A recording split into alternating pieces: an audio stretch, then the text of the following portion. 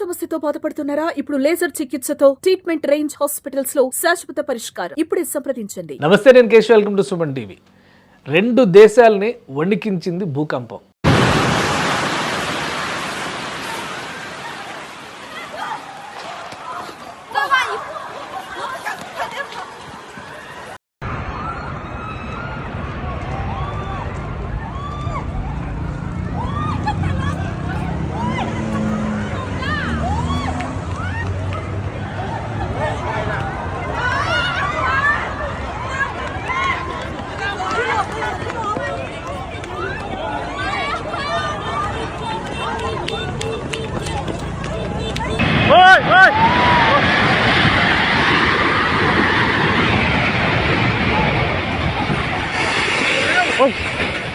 లెక్క తేలనంత జన నష్టం జరిగింది. ఇక ఆస్తి నష్టానికి అయితే ఇంకా క్లారిటీ రానటువంటి పరిస్థితి. ప్రపంచ దేశాలన్నీ కూడా ఆదుకునే ప్రయత్నం చేస్తున్నాయి. అసలు మయన్మార్లో, బ్యాంకాక్ దగ్గర, మలేషియాలో అసలు ఏం జరిగింది, ఎలాంటి ప్రమాదంలో ఇప్పుడు అక్కడ ప్రజలు ఉన్నారు, ఇంకా భూకంపం వచ్చేటువంటి సంకేతాలు ఉన్నాయా, స్థానికంగా ఉన్నటువంటి గ్రౌండ్ రియాలిటీ అండ్ రిపోర్ట్ ఏంటి, ఇవి తెలుసుకునే ప్రయత్నం చేద్దాం. మనతో పాటు జాయిన్ అవుతున్నారు వెంకటేష్ యాదవ్ గారు, అక్కడ ఆంధ్ర రెస్టారెంట్ నడుపుతున్నటువంటి యజమాని.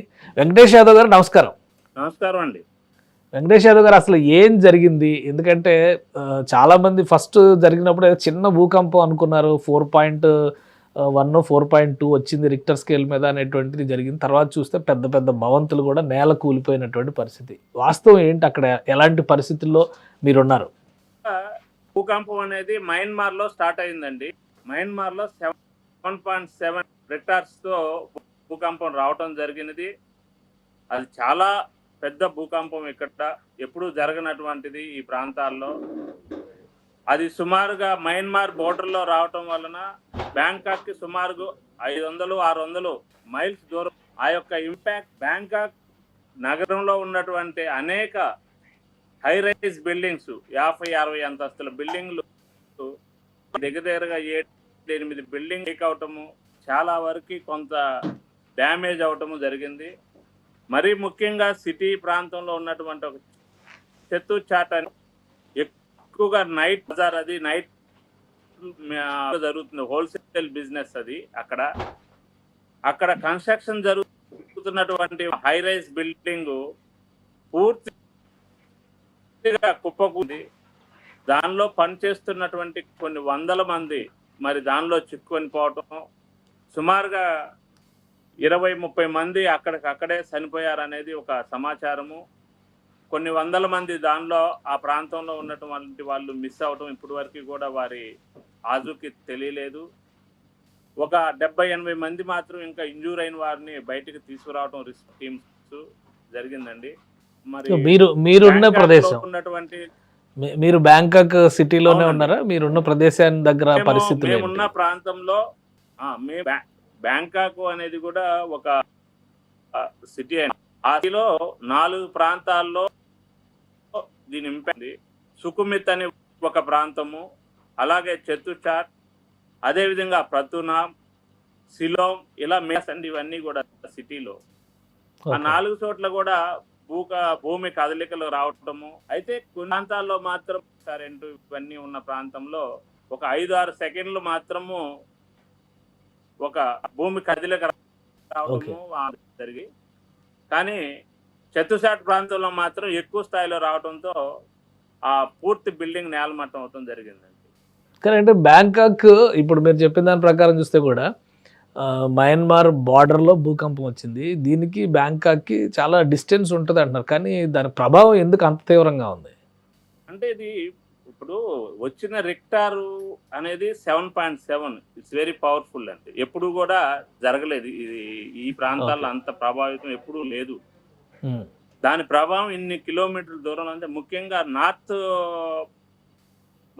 థాయిలాండ్కి ఇంపాక్ట్ అనమాట. చాంగ్మాయ్, చెంగ్రాయ్ అండ్ సిటీ బ్యాంకాక్కి, ఈ ప్రాంతంలో ఎక్కువగా ఇంపాక్ట్ అనిపించిందండి దీనివల్ల. మీరున్న ప్రాంతంలో తెలుగు వాళ్ళు ఎంతమంది ఉంటారు? తెలుగు వాళ్ళ పరిస్థితి ఏంటి? ఆ చుట్టుపక్కల ప్రదేశాల్లో కానీ, ఇప్పుడు ప్రమాద తీవ్రత ఎక్కువగా ఉన్న చోట్ల కానీ తెలుగు కుటుంబాలు ఏమైనా ఉన్నాయా?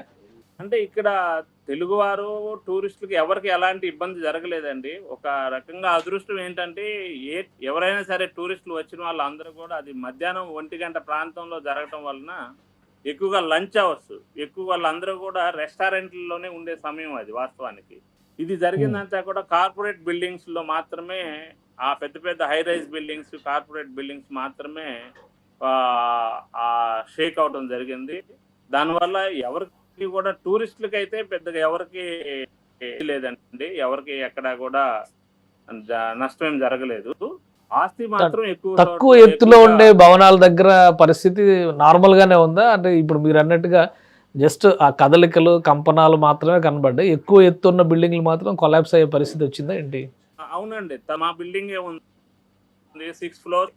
దానిలో ఓన్లీ ఒక కదలిక మాత్రమే, ఒక 5-6 సెకండ్స్ కదలిక కనిపించింది.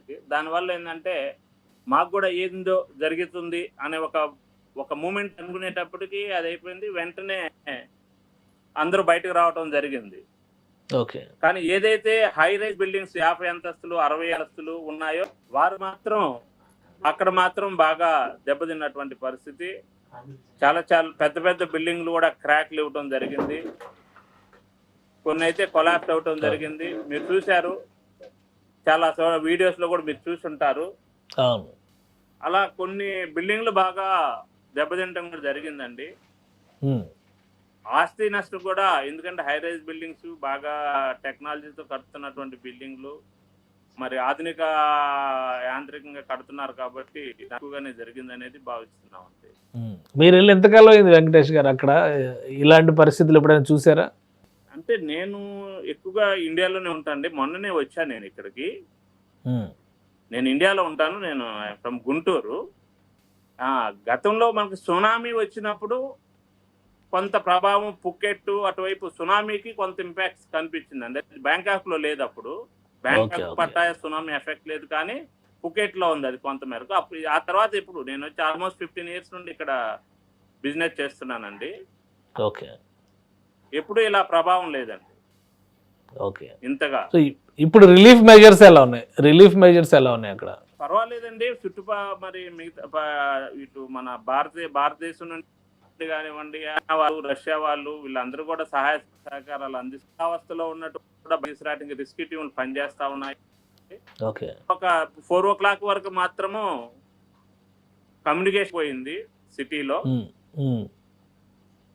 మ్యాక్సిమం కానివ్వండి, ఇంటర్నేషనల్ ట్రావెల్ అవ్వటం కానీ, ఎయిర్పోర్ట్ ఇదంతా ఏమైనా టూరిజం పైన ఎఫెక్ట్ పడే ఛాన్సెస్ ఉన్నాయా?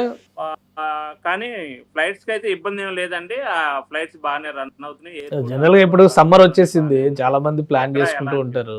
ఏప్రిల్ మే నెలల్లోనే ఎక్కువ టూరిజం బ్యాంకాక్ వెళ్ళడం అనేది.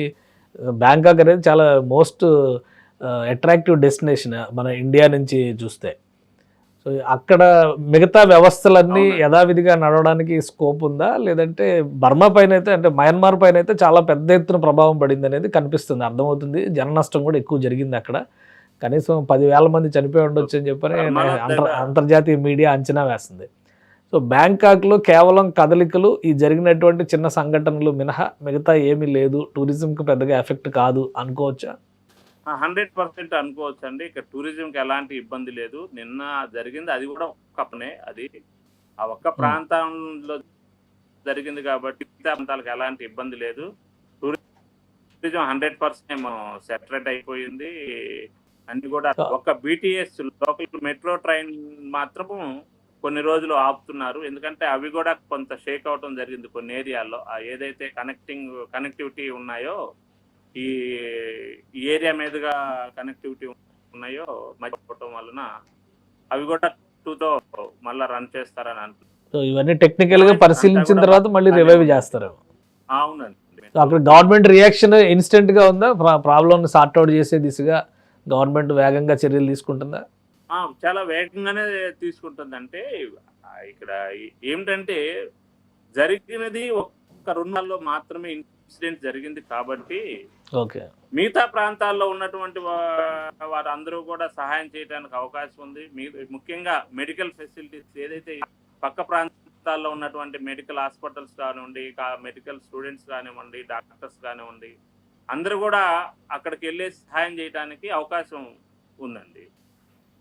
అంత Right. ప్రాంతం మొత్తం జరిగితే కష్టమై ఉండేది. ఒకే ప్రాంతం 1-2 ప్రాంతాల్లో కాబట్టి దాన్ని అంత పెద్దగా భయపడాల్సిన పనేం లేదు. వెంటనే రెస్క్యూ టీమ్స్ కూడా బాగానే పనిచేస్తున్నారు. ఎక్కడికక్కడ అలర్ట్ అయిందండి గవర్నమెంట్ కూడా. Right right thank you Venkatesh గారు, మీ బాధాకరం, అభిప్రాయాలని అక్కడ ఉన్న కొంతమంది miss పరిస్థితులను వివరించినందుకు.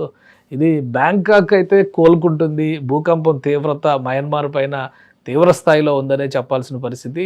అయితే 1-2 ప్రాంతాల్లో మాత్రమే ఆ ప్రాంతంలో ఇప్పుడు ఉన్నటువంటి బ్యాంకాక్ పరిసర ప్రాంతాల్లో 1-2 చోట్ల మాత్రమే కంపనాలు వచ్చినాయి. అది కూడా హై రైజ్ బిల్డింగ్స్ కొలాప్స్ అయినాయి కాబట్టి అవి చిన్న సంఘటనలుగానే చూడాల్సి ఉంటుంది. మరోవైపు అక్కడి ప్రభుత్వం ఇన్స్టెంట్గా స్పందించింది, వ్యవస్థలో ఉన్నటువంటి సమస్యలను పరిష్కరించడంతో పాటు ఇబ్బంది పడుతున్నటువంటి బాధిత కుటుంబాలను ఆదుకునే ప్రయత్నం చేస్తుంది. టూరిజం పైన ఇది పెద్దగా ప్రభావం చూపించేటువంటి అంశం కాకపోవచ్చని వెంకటేష్ గారు విశ్లేషిస్తున్నారు. ఇది స్పెషల్ డిస్కషన్. Keep watching.